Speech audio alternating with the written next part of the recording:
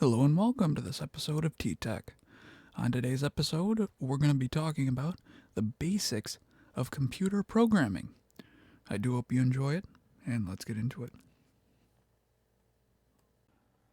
Hello and welcome to this episode of T-Tech. On today's episode, we're talking about programming basics. So the main thing I want you to take away is the overall concept of what computer programming is, because you may be new to it and you don't quite understand it, but you might be learning a programming language right now and it's not really making sense. It's not clicking. You're just sitting there for hours and hours and hours and you're not really getting it.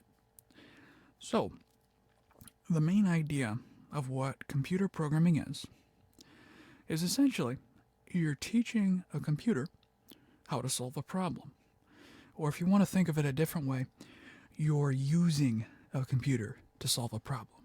Okay? You understand? So, when I say computer, this does apply to any type of computer.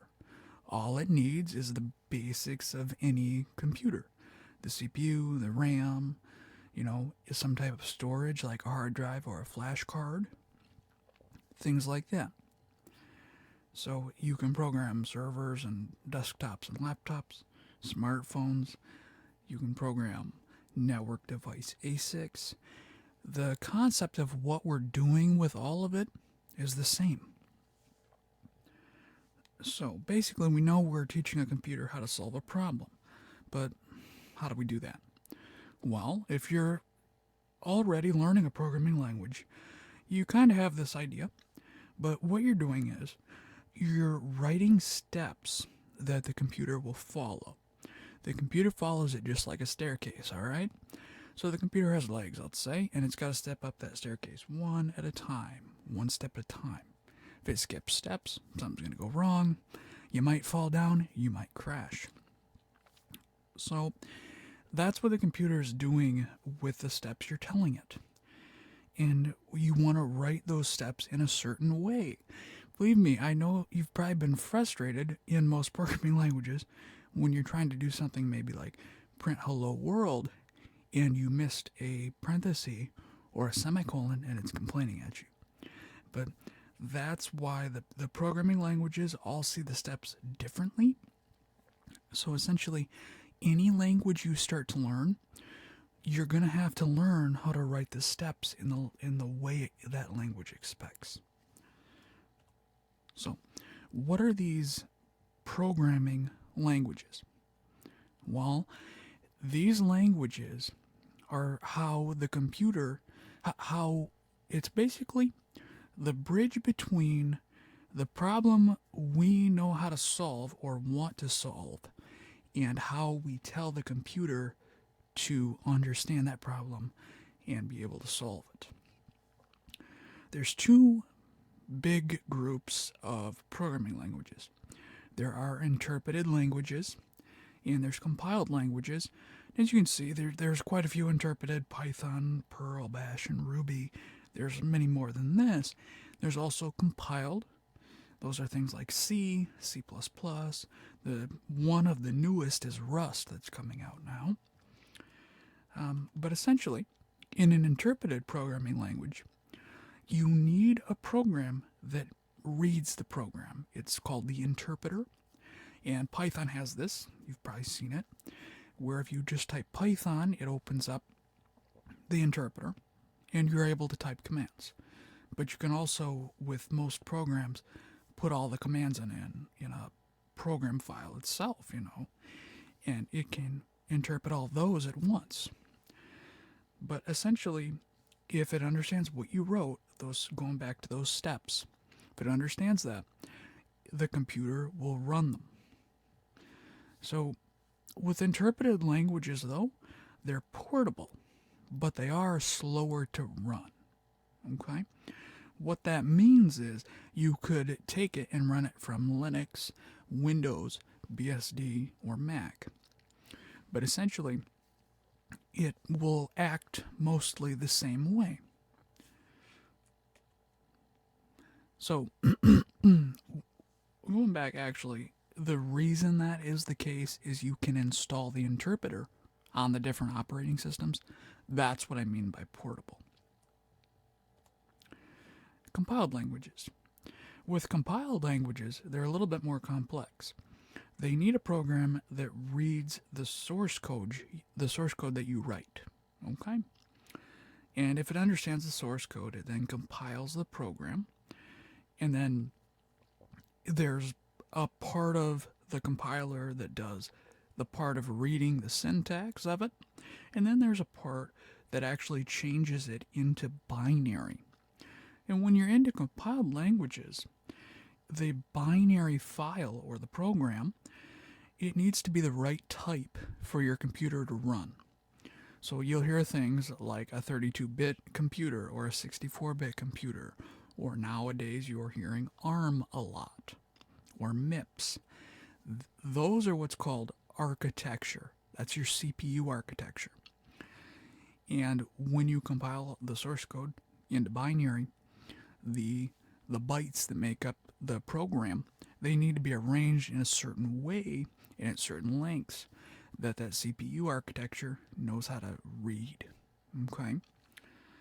But this does mean, because of the CPU architecture, compiled languages are not portable, but they're faster.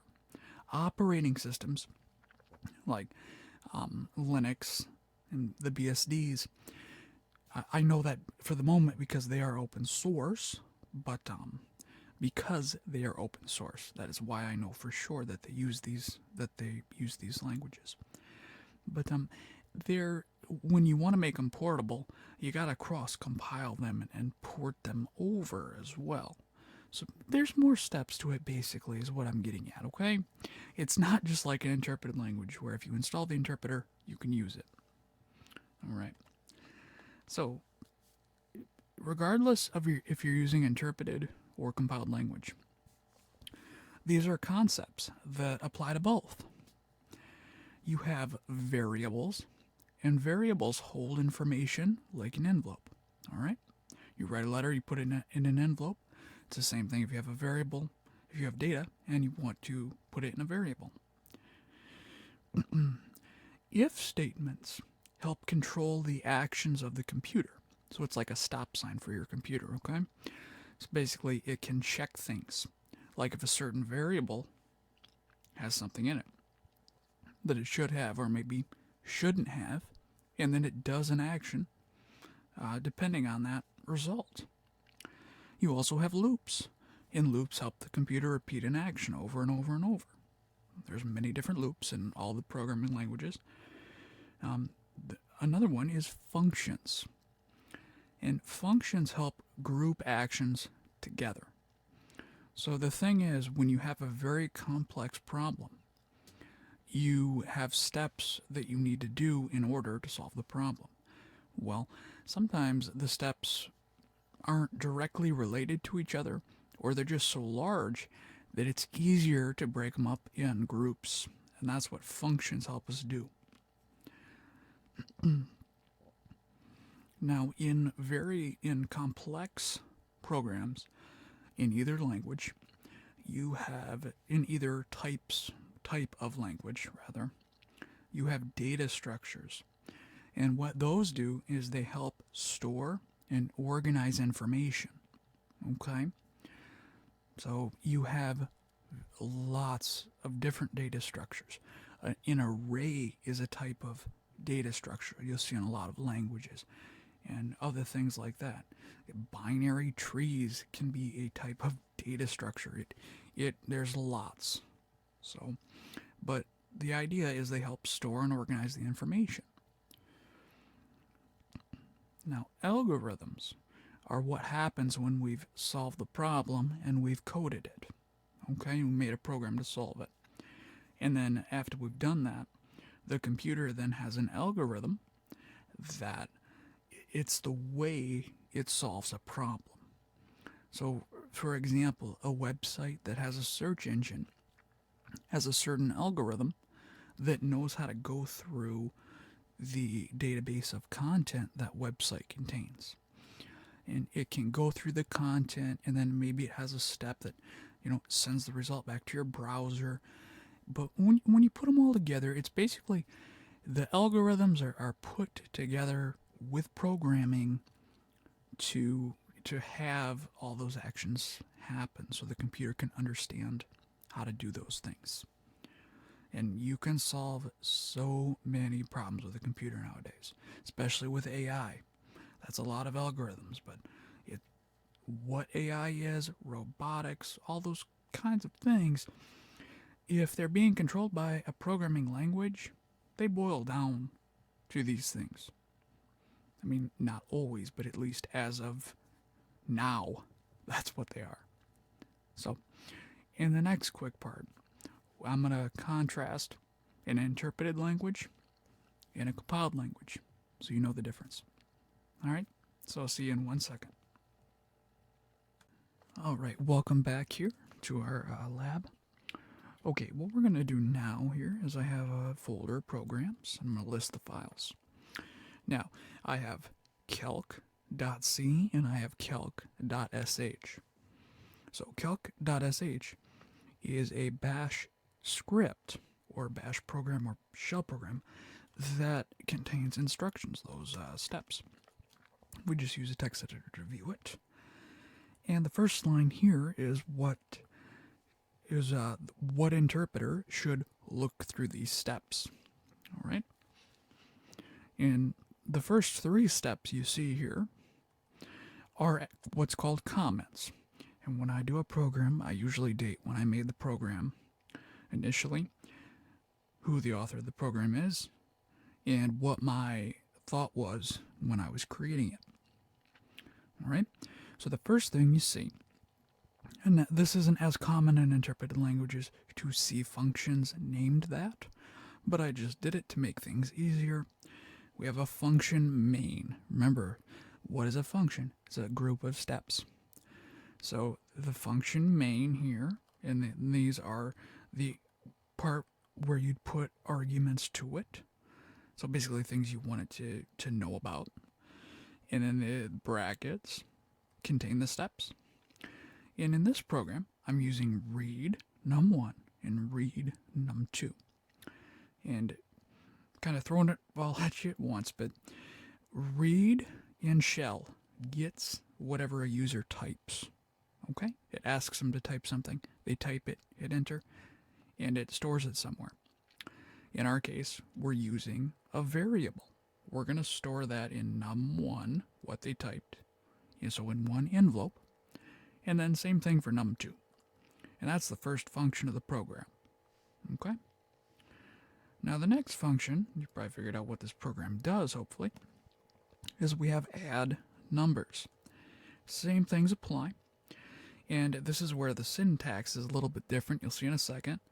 We have sum equals, and then we're adding the values of the variables num1 and num2 together.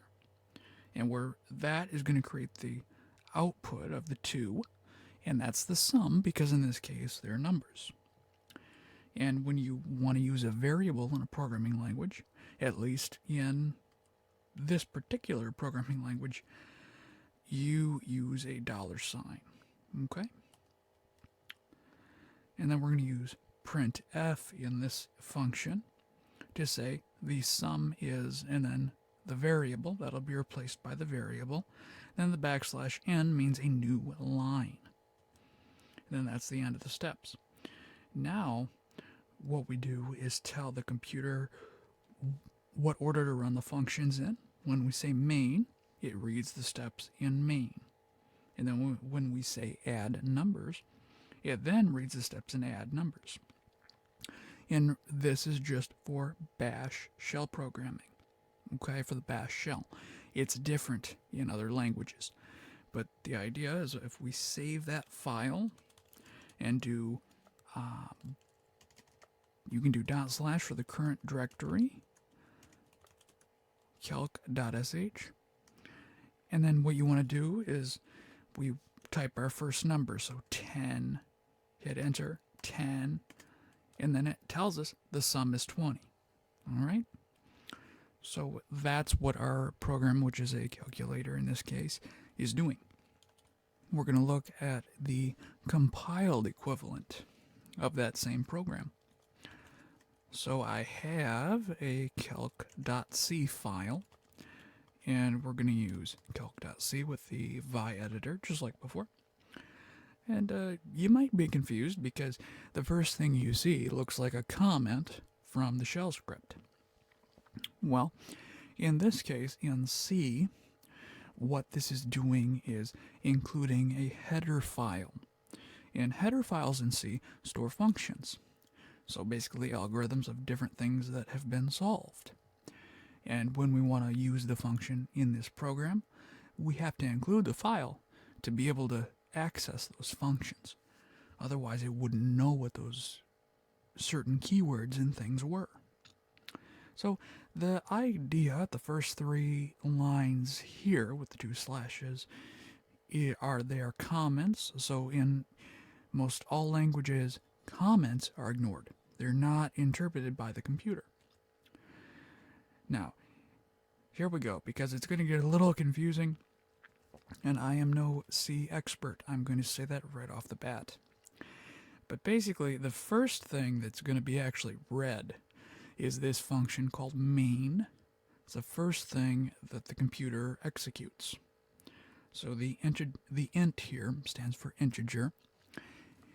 And what that means is the type of data the function will return. Okay? And the same thing, this is the parameter list. And then it's the steps in the function are wrapped in brackets. So far, it actually looks the same as the bash script.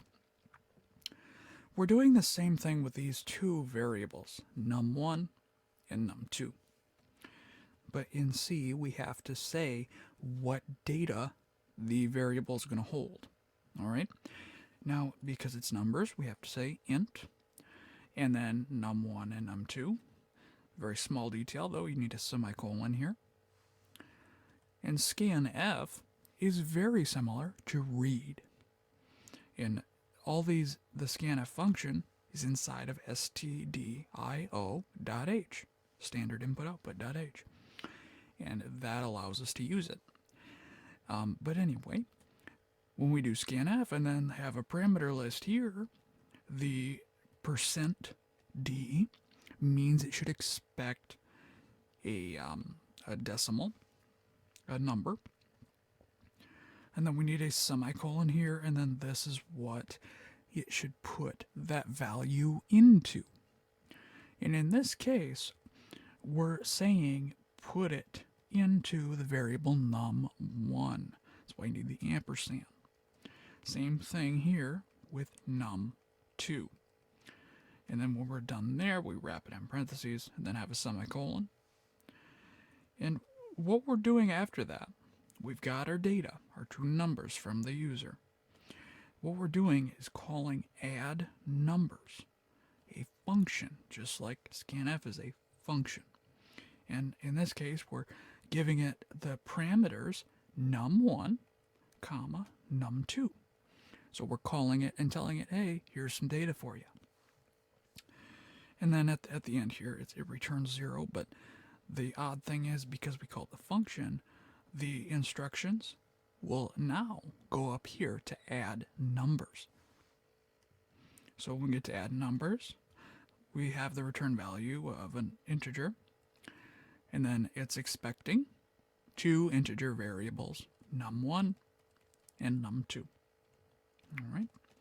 Now we're using a new variable in this function, so we have to declare int sum, just like in main how we declared int num. And this part is the same thing as in our bash program. So we had sum equals num1 plus num2. You'll notice we don't need a $sign in C. It's different. But the problem I'm solving is the same. That's what I want you to get from this video. Now, printf is taking, in this case, it's going to tell the user sum is, and then it's going to be a number, and then it's going to do a new line, and then the data is sum. That's the variable it's going to print out at the end. And then when it's done, it's going to just return 0, basically, that it's executed correctly. You can also return a variable as well. There's lots of things you can do with C in lots of different ways. But what we're going to do is save this file. And since it needs to be compiled, we're going to use gcc space calc.c. Then we're going to use -o for the output file. And we're going to use calc for the output file.